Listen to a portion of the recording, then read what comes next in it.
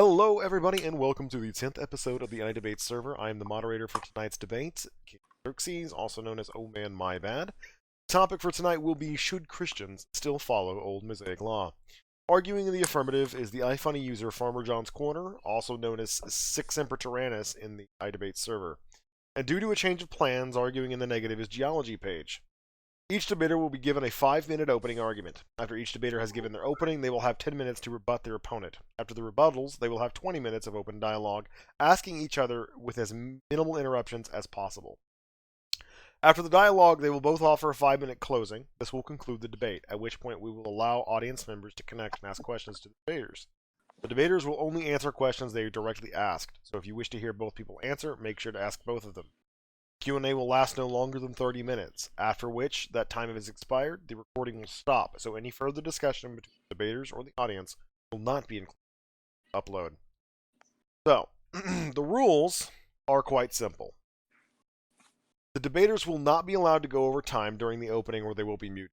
Rebuttal, however, will be given some leniency of about 15 to 20 seconds overlap, since the debaters will probably be creating their rebuttal as they go along if they choose 10 minutes. The open dialogue will be as free as possible. While the debaters are restricted from directly insulting one another at any point during the exchange, profanity will not be censored as long as it does not become gratuitous. If the conversation between the debaters becomes incoherent, I will intervene to bring it back to the point at hand. The closing will also last for no more than 5 minutes or the debater will be muted. During each phase of the debate, I will let the debaters know when they have 1 minute left, 30 seconds left, 10 seconds left, and if they are still talking after their time expires, they will be muted and we will move to the next phase. The audience is allowed to utilize the debate text chat to fact-check the debaters, deliberate the topic amongst themselves, and generally talk to the debaters as well. But you will not be allowed to spam them or that will result in jail. So try not to distract them. Once the Q&A initiates, I will create a queue in the chat for everybody to join if they do so wish to ask a question. If both debaters understand and agree to the rules, we will go ahead and begin. Like I said, Sick, you are the affirmative, so you giving the opening argument first.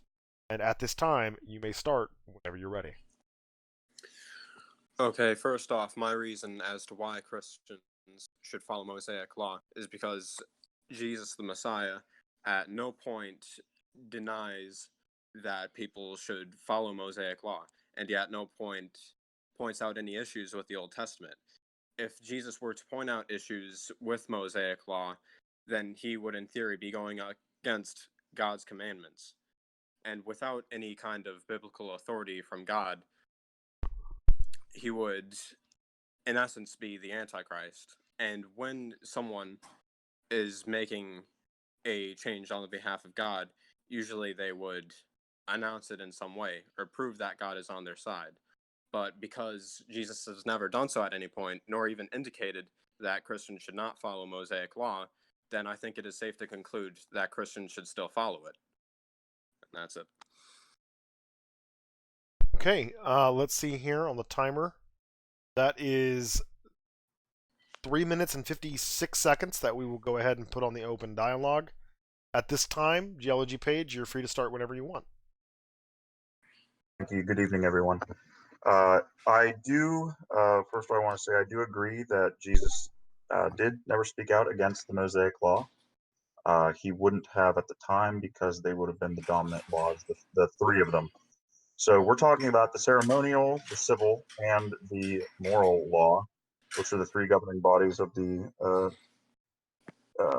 faith for Jews at the time. For the first one, tackling on the ceremonial law, we have to understand that these were pointing forward, not to quote exactly what I'm reading here, but they were basically a pledge by others to go on in the offerings to God at the time until one so ultimate would be made. Now it's up to anyone to decide if there can be an ultimate sacrifice to be made. But for those who, I'm sorry, there's a lot of noise happening in the background. Is everything okay? Yes. Okay. Hey, Sick, go ahead and mute yourself, bud. Okay. Okay, so we're still talking about ceremonial law. Not any longer bound by ceremonial law. However, the principles behind them, basically to worship and love God, they still apply, and very few people deny that. The civil law applies to the daily life at the time. Um, Modern society is nothing like that, so it would be hard to justify the things that the law would have stated. To know draft specifics about what the law stated, but I can understand a difference in, or the changing of the times, if you will. Um, and then the third is the moral sense. So moral law, which was taken from the Ten Commandments. Want to still follow all of that, but I don't see where that one, I still think that one still holds pretty true. My time at that. Alright, if you're finished, we're going to go ahead and add the remaining 2 minutes and 10 seconds into the open dialogue portion. Alright, at this time, if you so choose, SicSemper, you will be given up to 10 minutes to offer a rebuttal of what your opponent said. Would you like to do that? Yes, I would. Alright. Okay. Here. One Oh, I'm sorry. second. My bad. Alright. You are good to go, man. So, at no point in the Bible is such a distinction made between the ceremonial, moral, and I forget what the third one is, but the Bible at no point makes any such distinction with those laws. If I remember correctly, that distinction was made in the 20th century in a particular book. I don't remember it off the top of my head, but the key point is the Bible makes no such distinction. However, there is a true point in that we can't sacrifice animals anymore and such things because we are currently unable to because the temple was destroyed. However, for the laws that we can't follow, we must still observe. For example, when the story of the adulteress, these Jews went to try to deceive Jesus to test if he understood the Torah or if he did not. And they brought this woman and accused her of adultery before Jesus. And Jesus said, "Let he who has not sinned cast a stone first." And they walked away. Jesus was not deceived by this, and he understood the Torah, because in the Torah, both the adulteress and the adulterer must be punished.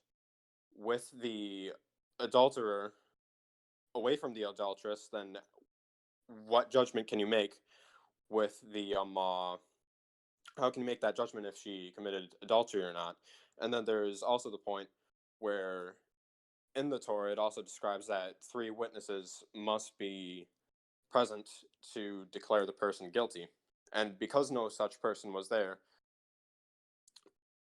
Jesus was not fooled.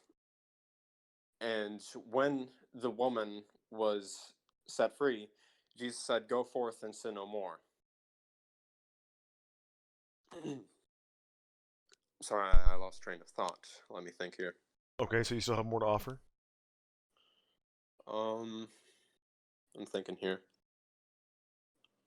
Well, essentially, the most important part is to observe. Because Jesus could not carry that law out because he did not have the adulterer with or the witnesses, he couldn't make that distinction, but he still observed it in noticing that adultery was a sin. Just because you may not be able to do some things doesn't mean that you shouldn't observe them.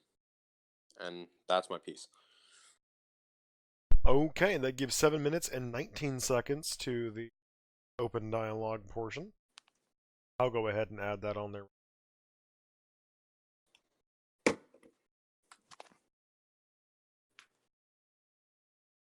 And GeologyPage, you may start your rebuttal. So I was actually thinking there would be a little bit more rebuttal from Sick here. So I actually don't have enough information to form a proper rebuttal, and I think we would do much better to just go into open dialogue. Okay. If you wish to go into the open dialogue, you will have at this point a total of 33 minutes and 20 seconds to discuss amongst yourselves. You may waive that time whenever you want, but you will not be allowed to go over. Both agree? I agree. Okay. What about you, Geology? Fine with it. Guys, time starts now. Would you like to go first? No, I'd like you to go first. I really got nothing currently. So, more going into a discussion, um, uh, which you said that there wasn't a distinction between the laws formed in the Torah. Is that what you said? Yes, that is correct. So, Let me refrain that statement. Depending on the Bible, there might be some distinctions or annotations, but with the distinction that you have described, there is no such distinction in the Bible, and I don't think there are in verses inherently without annotation. sure, it would be interpreted as such. Um, but let's look at the fulfillment of the prophecy. That's the big thing that a lot of not only Judeo-Christians but Protestants in general will view as the reason why we no longer follow the Old Testament laws. So Jesus would have been the ultimate sacrifice, atoning for everyone's natural sin, and therefore bringing us into a new covenant and replacing the old covenant. Okay, I was very Um, much. Oh, continue. I'm sorry, I cut you off. no, that's all I had. What were you going to say? Okay, that was a argument that I was greatly anticipating. Now, with the fulfillment of the prophecy, I would argue that not only has Jesus' prophecy not been yet fulfilled, as he hasn't made the second coming, but I would also argue that the fulfillment of Jesus' prophecy does not negate the Old Testament. And hold on, I had a verse in particular. Oh, I have a ton of them. Oh, Dan for Reason pointed out Matthew 5:17. Let me just make sure for a second. I'm sorry. Matthew 5:17-19. Do not think that I came to abolish the law or the prophets. I did not come to abolish, but to make fulfill. For assuredly I say to you, till heaven and earth pass away, one jot or tittle will by no means pass from what till all is complete. Whoever therefore breaks one of these commandments and teaches men to do so shall be called least in the kingdom of heaven. But whoever does and teaches them, he shall be called great in the kingdom of heaven. Now, if you notice, the term fulfill here means to fill or to complete. Now, complete does not mean to destroy or to make void. The meaning there means that he has made the law at its peak. He doesn't, at no point has he taught to go astray from it. And you can notice that till heaven and earth pass away, the law shall not change. Now, I would argue that heaven and earth are still here, and thus we must follow these laws. And in order to do that, we must also follow these laws to get into salvation. Okay. So, So while I don't argue that the tier that I have is that there's three. Now, what we're talking about would be laws such as direct commands from God. So, in the Ten Commandments, I don't believe that any of these should not be followed. I don't think that's the purpose of this. I'm just saying that we are not as obligated to follow the exact proceedings of the law as described, because not only of modernity, but also, um, I guess we would be getting into the distinction of was the was the true prophecy completed? Now, you stated that it hasn't been due to a lack of a second coming. Am I following that correctly? Not only that, but I've also argued that the law is still applicable at least until the kingdom of heaven arrives.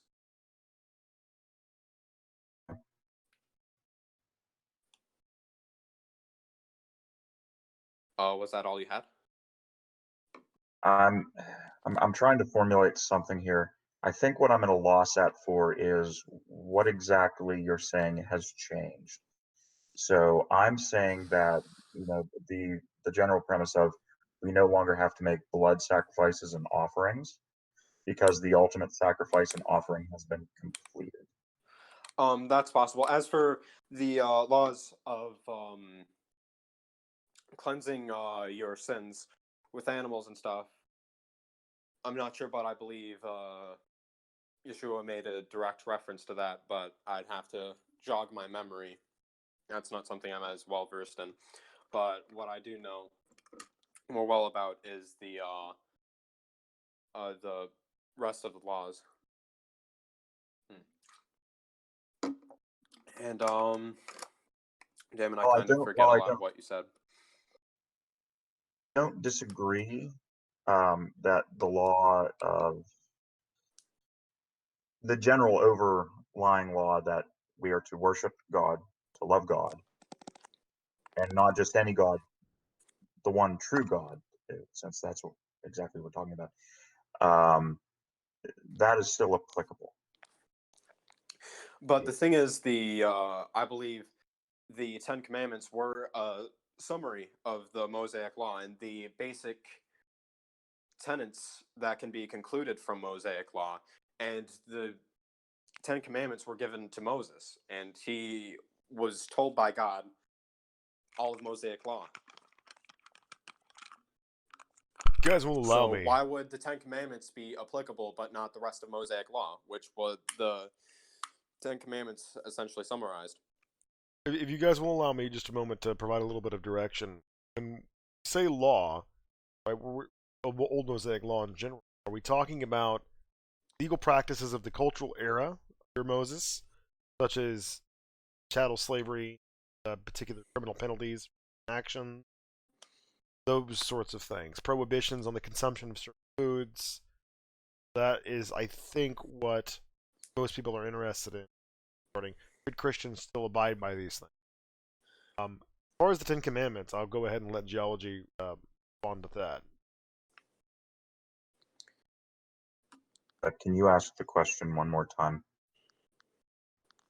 If not, we can move right into what. The question I made?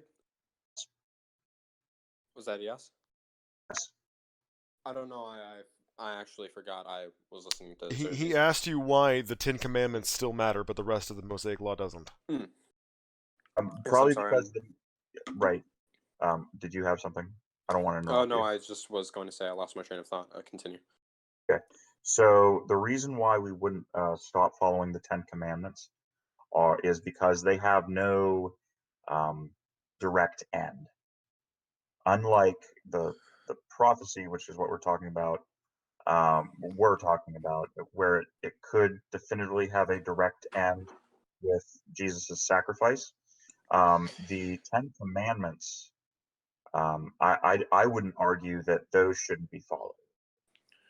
Mostly because not only are they an excellent moral compass, but there is no reason for them to be expunged.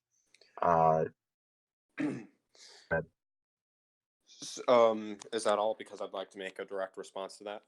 Please do. Okay, so the Ten Commandments have no end. Why? And what makes the difference with Levitical law? Because not Levitical law, but Mosaic law. The Ten Commandments are a part of Mosaic law. Why does that part of Mosaic law continue, but not the rest of the details?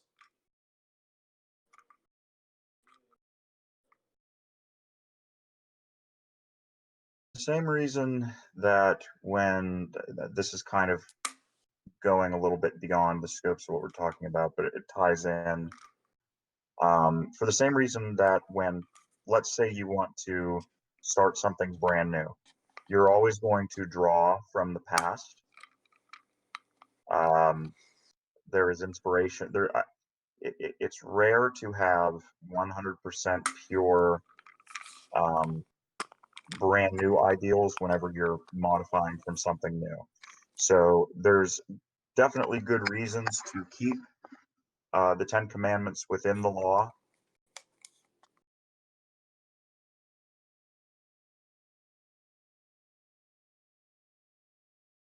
Nope.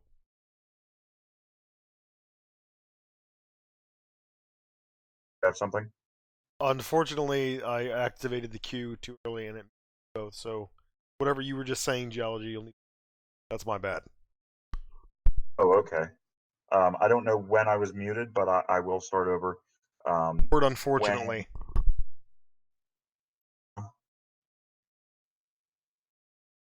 Okay, well, I'll start over. The reason to keep the Ten Commandments would be not only do they continue to fit in with everything, they are still an excellent moral compass, and they provide the base roots for any functioning religion within the Christian realm. However, with other ones, such as blood sacrifices, we both agree that you can't just go out and do that anymore. No, that's not explicitly why. The reason we can't do that is, well, for one, there is no temple. The sacrifices and priesthood can't be done. Jews don't practice sacrifices for that reason. It's not because we think it's bad or some reason. It's because we literally can't. And I remember that Jesus had a particular teaching on it, but I forgot it, unfortunately. So I'll have to look into it again. Okay. But as for the rest of the laws that we can practice outside of the temple, we definitely should, or at the very least observe, such as dietary laws and etc. What would be the dietary laws that are no longer being observed that should be? For example, kosher law, essentially. So restricting pork, shellfish, that kind of yes, thing. Yeah. things like that. Yes. For the creatures that delve in their own waste or scrape from the bottom from other things, yes, I understand the process there. And so again, I think that could be explained as in terms of modernity, just because there's no reason outside of purely religious views that a lot of people can't eat those. That's not what we're talking about. But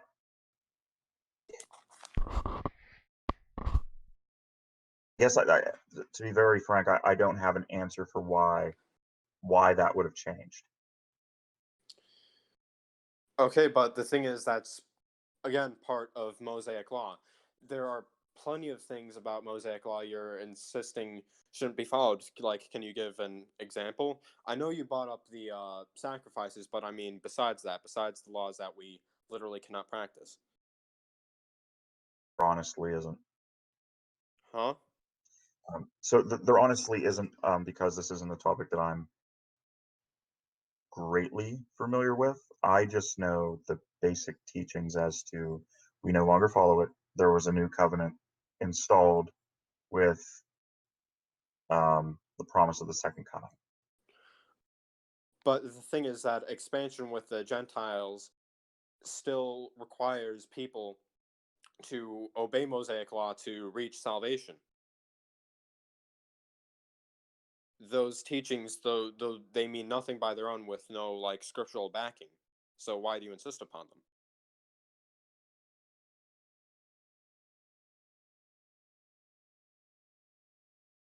Um, I'm honestly at a loss for words. Actually, that's the big thing here. I'm trying, but Yeah, to be fair, you were thrust into this at a moment's notice. If I could um, offer another if direction, perhaps steer away from absolutes of the dogma. The question at hand is: should Christians still follow Mosaic law? What if we were to turn that into a question of morality as a question of right, like morally I speaking, should Christians still follow the laws of the Old Testament? You guys want to go with that? Well, the thing is, I prefer not to argue on a moral basis at all. Okay. So that and, would be and unproductive. and I can understand that because you may reach some persons, but you will not reach all, because not everybody holds the same morals. Ethically, we could argue ethics. Fall short because I don't think either of us disagrees with "Thou shalt not kill." Well, the thing is, the verse is, "Thou shalt not murder." I keep forgetting the Hebrew Correct. words, and I gotta remember them. I gotta remember them. But the Bible at various points demands followers to kill people, and it also blatantly, what's the term I'm looking for? It blatantly condones that animals can be killed for food. So the verse is not "Thou shalt not kill," it's "Thou shalt not murder." But I agree that in biblical circumstances, people shouldn't murder one another. I can agree with that. Correct. And But the thing is, I'm concerned without about going here. into too much semantics between kill and murder and the interpretations therein, I understand you're correct. "Thou shalt not murder" is the more um, correct form of it. Um, so there's, and I can read in the chat here. Never mind. Ken is making a good point. You are making very good points. I really do wish that I could articulate better. It's just I don't possess um, the terminology, vocabulary to hold my own here. Um, so now I guess if you want, it could fall on the moderator to give us a different form of debate, or we could debate moderator. If you guys want to yield the remaining 6 minutes and closing point, that. But if you would like another talking point, I would offer. Earlier, SicSemper mentioned that there are parts of the Bible that and followers of Yahweh to kill people. Perhaps you could elaborate a little on that, because some of these passages are commandments that I don't think most if any Christian. We have passages in Deuteronomy chapter 13 that implores the stoning, the execution of non-believers gods. We have passages of sexuals. We have passages of sorceresses, and even passages of children. Go ahead. I can actually talk about this stuff because it revolves around morals and ethics.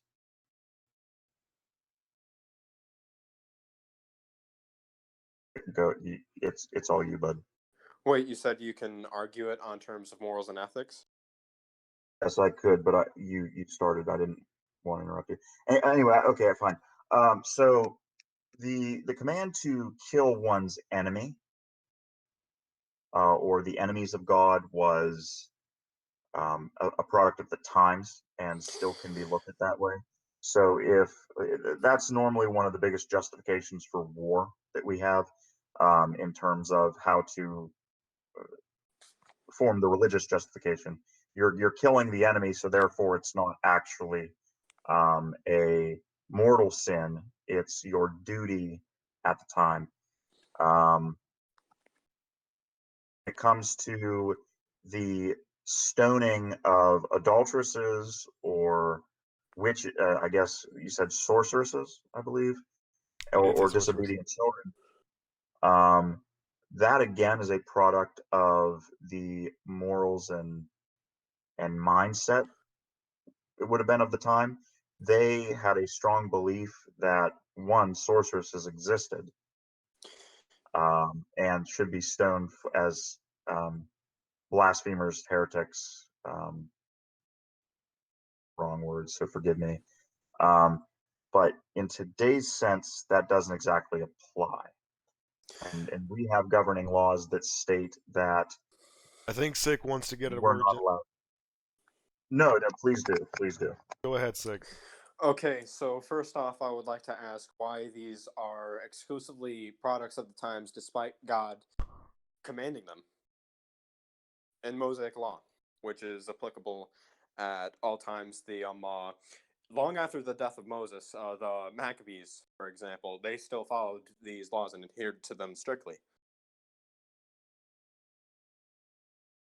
If we're talking about um, the sorceresses thing, you'd be hard pressed to find anyone even within The Judaism thing that is that believes in sorceresses, the that they term believe they exist. sorcery, I believe that I'm not sure, but I believe that some level witchcraft can exist, and still there is the practicing of witchcraft. That doesn't necessarily mean like magic and having things float in the air, but for example, Wiccans and such, and fortune tellers and such things. Those would count as sorceresses.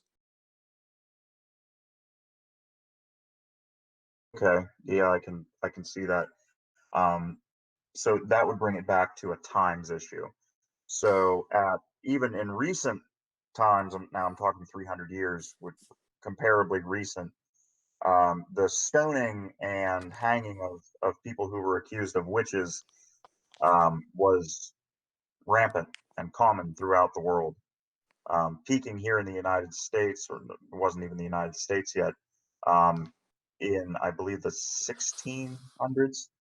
I don't remember when the Salem trials were, but today we have governing laws that say you cannot kill anyone based on stuff like that. So that would be my argument there. But why would modern day law take more significance over scriptural law?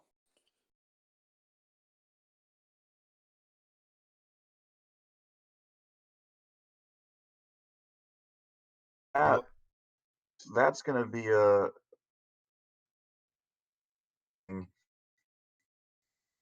one has a very direct here and now implication versus a long lasting one. But why does the time distinction matter, and at what point can scripture be used to make the argument that, oh, it was a long time ago, we don't need to follow it? I don't have a good answer for that. But the part that I would answer is you said in the here and now, if you go and kill somebody because they're not directly adhering to these laws, if you stone an adulteress, if you find a hooker on the street and you somehow catch her in the act, or you bait her into it, and you stone her for it, you will be arrested for murder, and that is a direct here and now punishment. So now, very well, that if you believe that following through, let's say you die in prison just for the sake of the argument, and you make it into heaven for following the Old Testament law. Well, That's all good. I would like to stop you right there just to make a quick point. I make the argument that humans do not ascend into heaven, but they are within the kingdom of heaven upon the resurrection. Heaven, if I remember correctly, is reserved specifically for God and the Messiah. But continue, I'm sorry.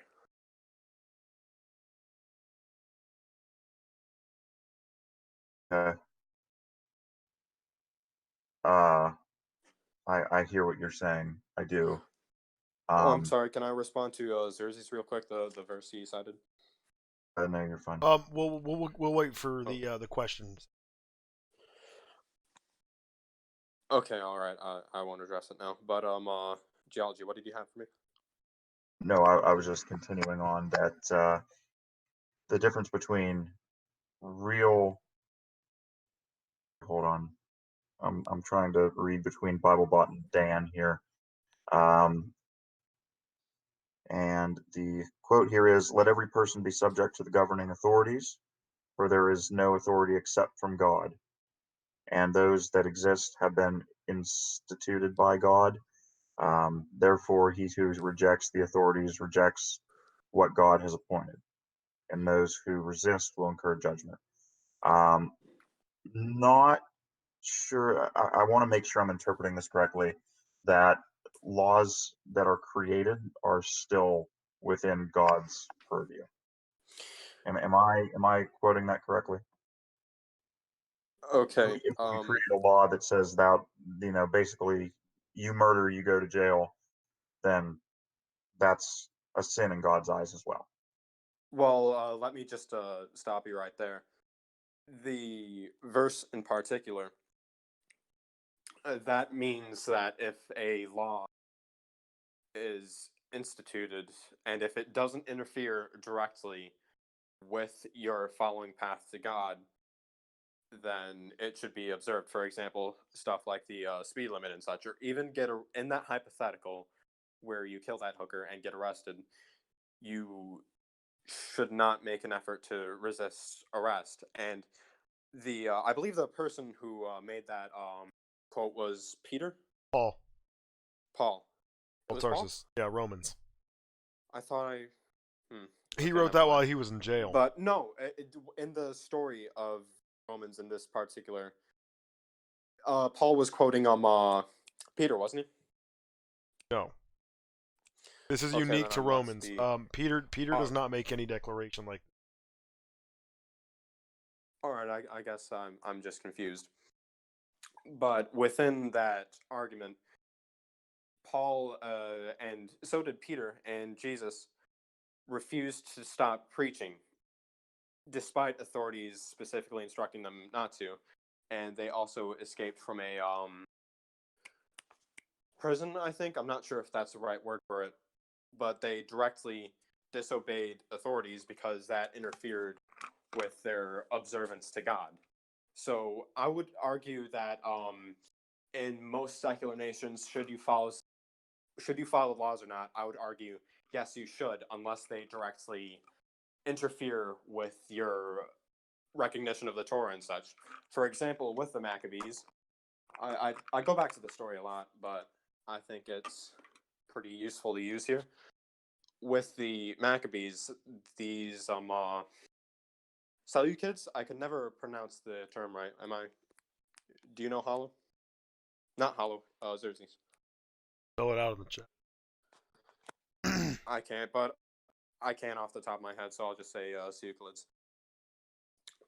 The Maccabees fought these people because they were forcing them to stray away from the Torah. For example, they were sacrificing unclean things in the temple, and they were forcing the Jews to eat unclean things. And Maccabees had the scriptural authority to resist because these people were directly interfering with their following of God. Okay.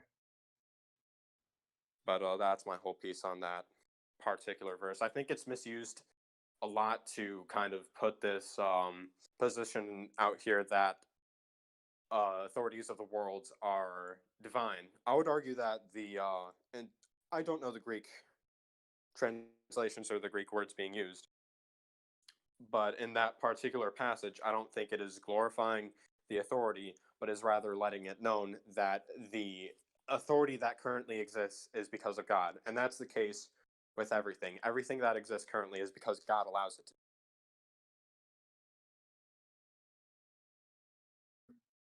I would personally have more to say on that I'll reserve for the Q&A. Geology, do you have any more input on the subject? No, I don't. I think that if Sick here is okay with it, we can move into the Q&A. Do you guys want to skip the closings, or do you want to offer a closing? I don't need to make any closing myself. What about you, Sick? I don't think I need to make a closing either, so we can move straight to the Q&A. And so I'm very interested in what you have to say since you studied this in particular, and I think you can give some very valuable insight. I will join the queue, but I'll wait because I am the moderator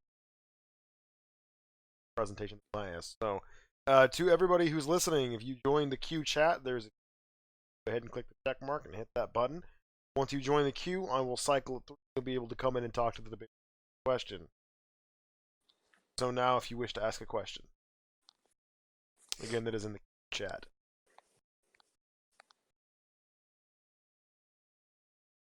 Okay, it does not look like anybody's going to join the queue. I will go ahead and I will offer less of a question, more of a explanation of the Romans. So Paul is writing this particular section of Romans while he's in, and there is a scholarly consensus that this may have been written under duress or interpolated later by Roman scholars who had access to scripts. It does kind of fly in the face of everything Paul said in letters to the Galatians, but Sick, you're an errantist, which cannot believe mistakes in the Bible. So I would listen. I want to go ahead. Explain that slightly.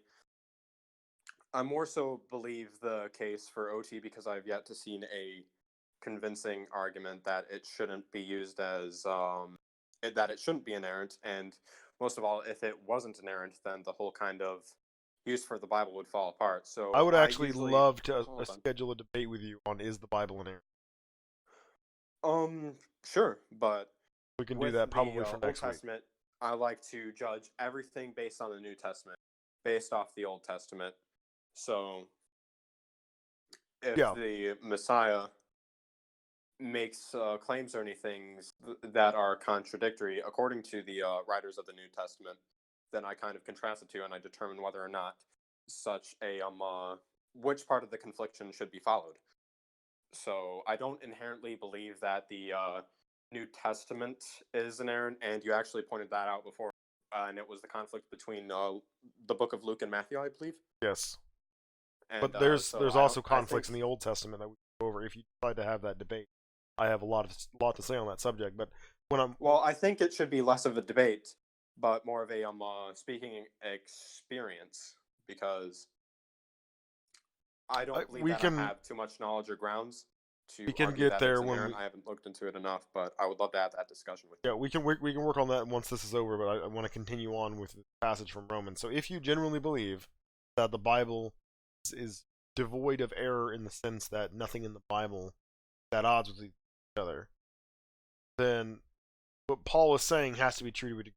Now, the modern interpretation, at least from the I've spoken, believe that what Paul is saying here is that God is the ultimate authority. So there can never be any other authority without God's express permission. And so since all things work together for God's plan, then every authority that is established throughout the world has to be part of God's plan. So to rebel against those authorities would necessarily mean rebel against God, since that's his ordinance, that God is putting that there. Which would... But, I'm sorry, I can I interrupt for a second? Go ahead, absolutely go ahead. In that case, wouldn't that make the Maccabees sinners? Yes, it would. It would also make the Founding Fathers sinners. It would make Martin Luther a sinner. It would make pretty much anybody who's ever led a revolt a sinner. Okay, that's very good to know.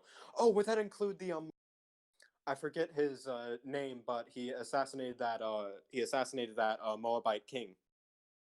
Ehud. In the Old Testament. Huh? Ehud, yes. Ehud. So that would make him a sinner. I don't know, because he was expressly commanded to do that by God. But what about Moses when he killed that slave owner? It was a slave driver, not a slave owner. That would have been a sin, yeah, because it says in the Bible, "Thou shalt not kill." And Moses knew what he did was wrong. That's why he ran. So that would have made that he would have been a sinner, yeah. You can argue the moral implication, but you and I both agree that the Bible explicitly endorses the. So slavery is not an immoral thing in the Bible. So a slave master wouldn't be doing anything immoral by beating a slave who isn't working.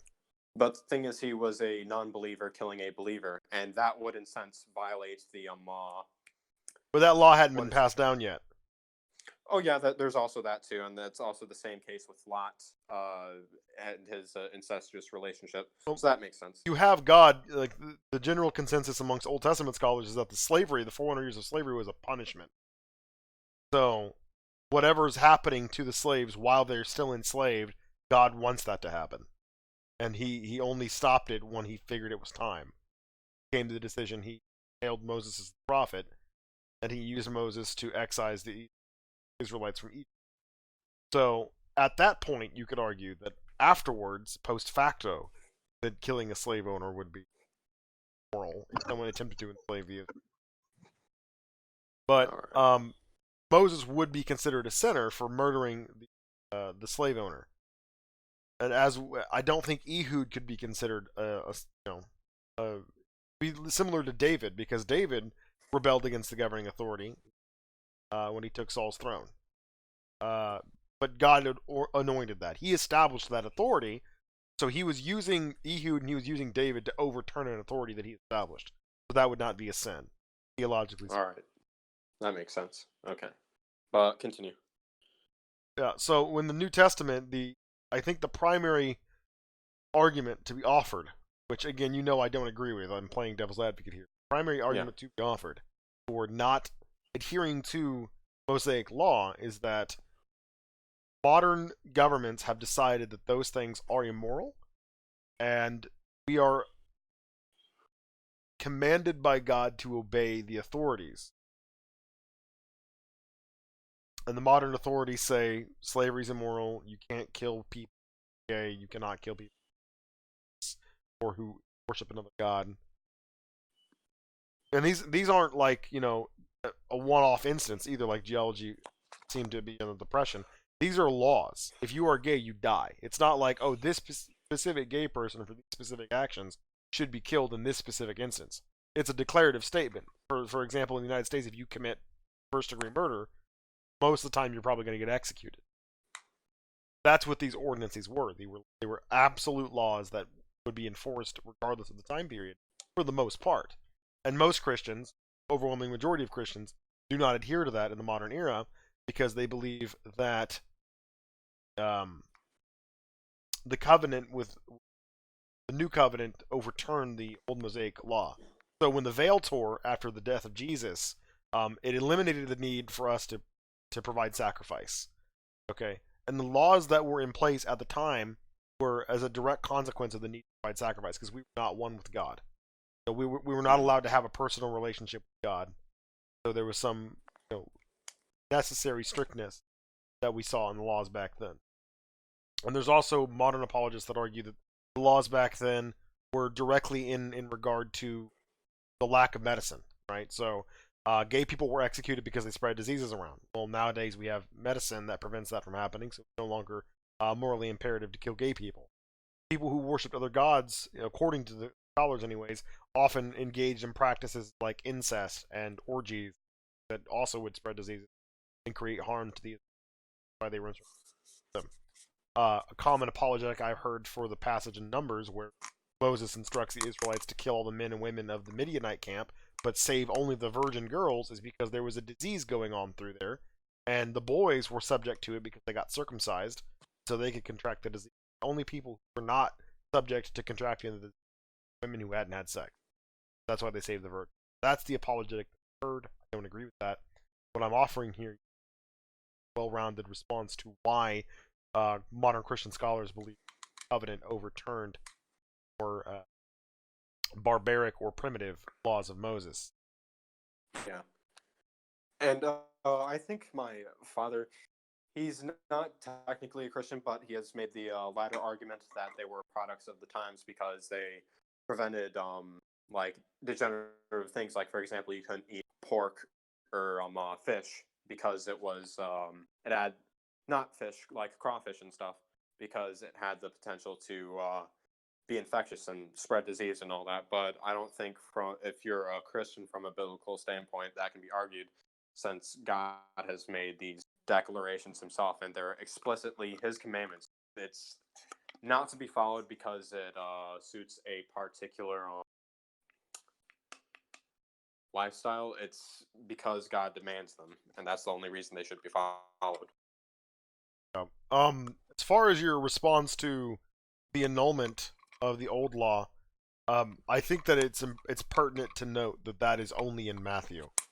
The passage where God says that, or Jesus says that he didn't come to abolish the law, but to fulfill.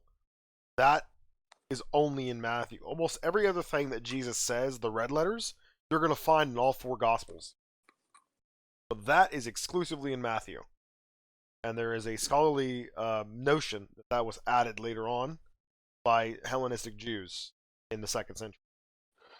But the thing is this the belief that that quote in Matthew was for saying Jesus to not follow, that he was advocating for the following of the law, or was it under the guise that there was the new covenant? The notion is that the other three gospel authors provide the impression that Jesus is abolishing the Old Testament law. In order to get Jews on board with the idea of Christianity, Hellenistic converts to Christianity had to change or had to add that in so as to appeal to people who wanted to maintain the law. So do not think I have come to abolish the law. They're trying to convince the Jews that, hey, this guy, he's not really trying to abolish the law, okay, because it was the common conception of the Messiah by the Jews that the Messiah would be a warlord. Which is why you also see in Matthew, do not think that I have come to bring peace to the world, but a sword to divide. Yeah, that doesn't exist anywhere else in the New Testament. The closest you get is Luke 14, but he doesn't say he hasn't come to bring peace. But he does say something to the effect of, you have to love me more than you love your family members. Yeah. Which also would not have been particularly appealing to strong family unit. Yeah. But the Gospels have been horribly manipulated throughout the centuries. You know for a fact that the last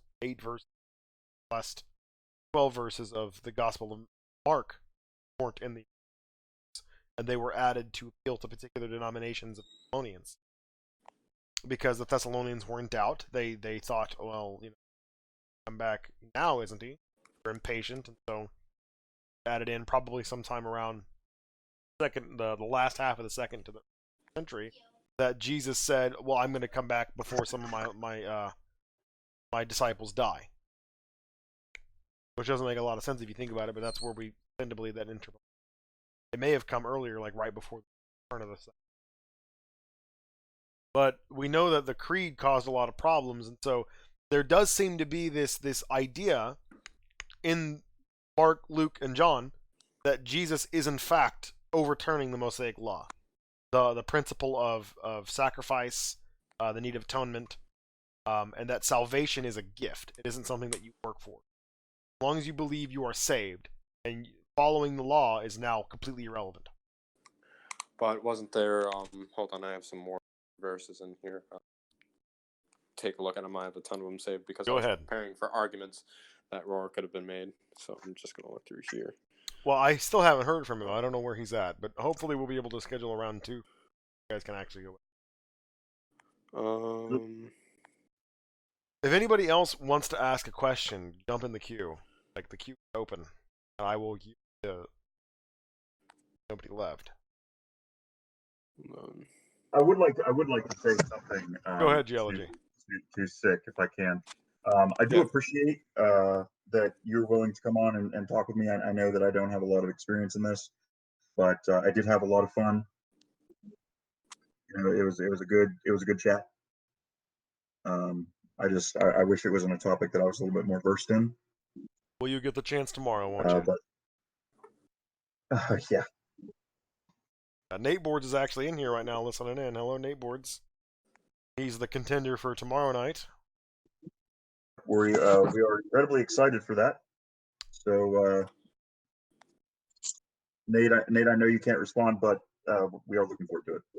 Well, he'll be able to respond soon enough. Nate, if you have a question for Sick regarding why Christians should follow the Old Testament, you can jump in the queue.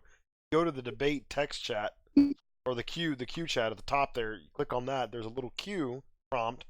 Hit the check mark, and it'll cycle you in the queue, and you'll talk. It'll automatically unmute. That's if you have a question. All right. Menace wants to ask a question, so go ahead, Menace. All right.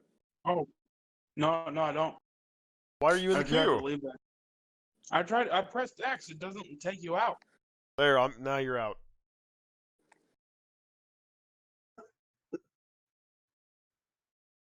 But So what are the verses that you wanted to run by me? oh, I'm still looking through. There might be none because a lot of them are Old Testament.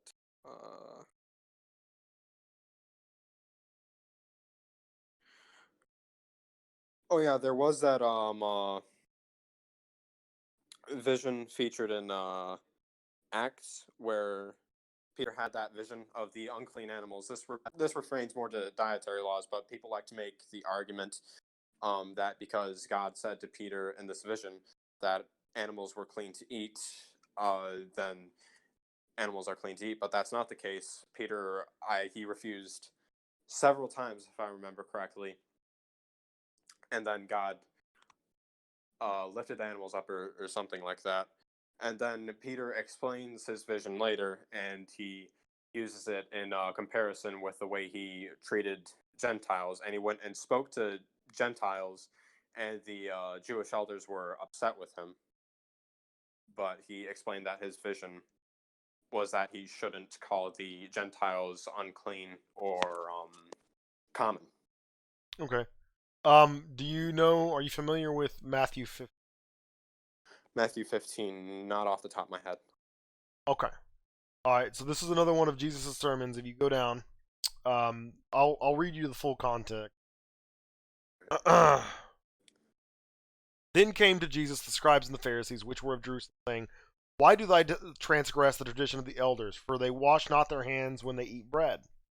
But he answered and said to them, "Why do ye also transgress the commandment of God by your tradition? For God commanded, saying, Honor thy father and thy mother, and he that curses father or mother, let him die the death. But ye say, Whosoever shall say to his father, it is a gift, by whatsoever thou mightest be defiled me." I ought to probably change that verse a little bit more happening. I'm going to go to the Revised Standard Version. Scholars use. American Bible. Revised Standard.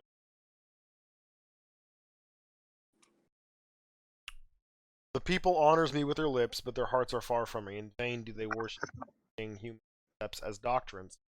Then he called the crowd to them, and he said unto them, Listen and understand. It is not what goes into the mouth that defiles a person, but it is what comes out of the mouth that defiles them. So a lot of Christians interpret that as a renouncement of the dietary restriction. Yes. And did you have a follow-up to that? Because I already in my mind what is the Well, why it does not teach so. If you skip down to 13, he says, Every plant that my heavenly Father has planted will be uprooted. Let them alone. They are blind guides of the blind. And if one blind person guides another, both will fall into a pit. And Peter said unto him, Explain this parable to him. Do you not see that whatever goes into the mouth enters the stomach and goes out the sewer? But what comes out of the mouth proceeds from the heart, and that is what defiles. For out of the heart comes murder, adultery, fornication, theft, false witness, and slander. These are what defile a person, but to eat with unwashed hands does not defile.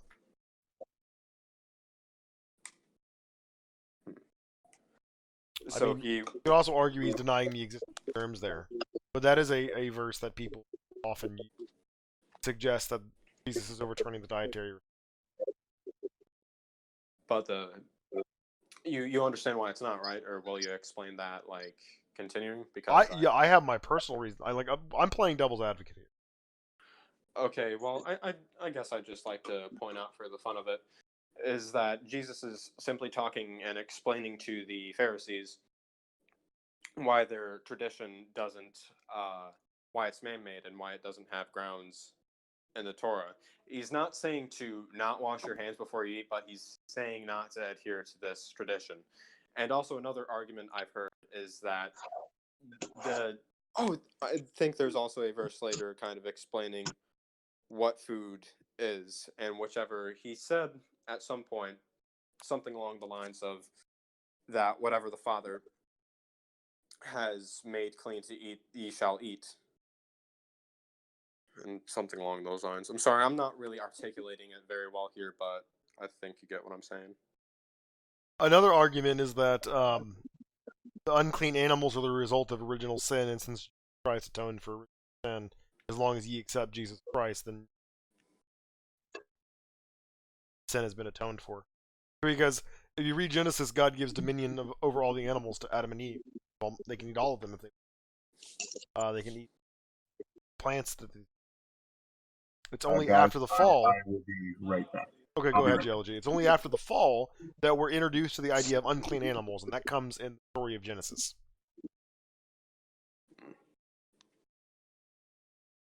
Of course, you also have the problem of a contradiction with the taxonomic classifications of the unclean animals. Wasn't that, are you talking about where essentially they refer to as creatures who are six-legged as four-legged? Also the cloven hoof thing. Can you elaborate a little bit more on that? Okay. The Bible prohibits the consumption of eating animals with a cloven hoof. Cows have cloven hooves. Cows are eaten all the time in the Bible. But the thing is, that's because they chew the cud. Yeah, but lambs don't chew the cud, and they also have cloven hooves. And we eat and they eat lambs. I don't know. With kosher law, I haven't looked into And then goats as well. how they're classified. So, but I believe there is an explanation to that. But when it comes down to the referring to the insects as four-legged creatures, isn't that a issue with translation? Because I'm sure the Hebrew words are different, and Semitic languages are different when referring to numerals. Much different. The ancient Hebrews classified animals by what they did, not what they were. Oh yes, because they crawled. So their locomotion was the primary way of identifying what they were classified as, which is it's inaccurate for a lot of reasons, but it also causes problems when trying to establish a dietary system based off of that erroneous method of taxonomy. You have the contradictions of you can't eat animals with cloven hooves unless they chew the cud. So cows chew the cud, so you can eat cows. But lambs and goats don't chew cud; they're not ruminant animals, but they also have cloven hooves, so you should be allowed to eat them, but you can. Pigs don't have cloven hooves. Oh no, they do.